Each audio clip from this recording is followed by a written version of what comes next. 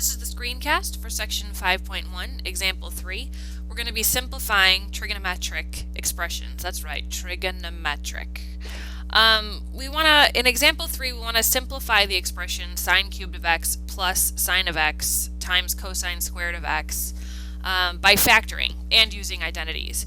Now, when the instructions tell you to simplify, your answer should be one trig function, like cosine of x, or 5 times the secant of x, or maybe even 1/3 cosecant squared of x plus 2. But it should be much simpler than a bunch of trig stuff with different exponents, and it just looks messy. So after this example, you'll see what I mean by simplify.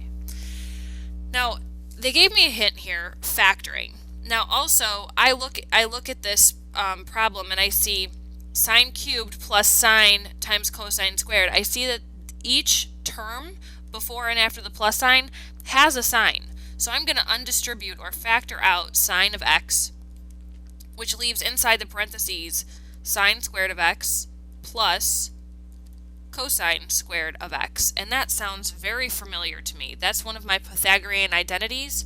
Sine squared plus cosine squared is 1, so I have sine of x times 1, which simplifies down to sine of x. See, much simpler than the original problem. The now try problem, number 13, says use basic identities to simplify the expression. Well, right off the bat, in the numerator, 1 plus tangent squared of x looks familiar to me. That is also a Pythagorean identity. So I'm going to change 1 plus tangent squared of x to what it is equal to by the Pythagorean identity, secant squared of x. And then I'm going to divide by cosecant squared of x. So I'm leaving the denominator all by itself, just plain. One trick that we have is in a lot of these simplifications and proofs that you'll be doing later is to change everything to sines and cosines.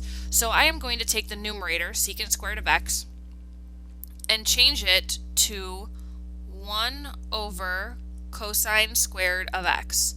That is secant squared, the numerator. Now the denominator, cosecant squared of x, I'm going to change to 1 over sine squared of x.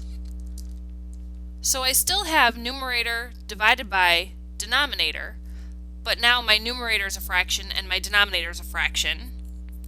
So instead of dividing two fractions, I'm going to rewrite the numerator and multiply by the reciprocal of the denominator. So instead of 1 over cosine squared of x divided by 1 divided by sine squared of x, I'm going to do 1 over cosine squared of x times sine squared of x over 1. Now these fractions multiply straight across. Sine squared of x divided by cosine squared of x, and I know that sine divided by cosine of x is tangent of x, so sine squared of x divided by cosine squared of x is tangent squared of x. Much simpler than the original problem.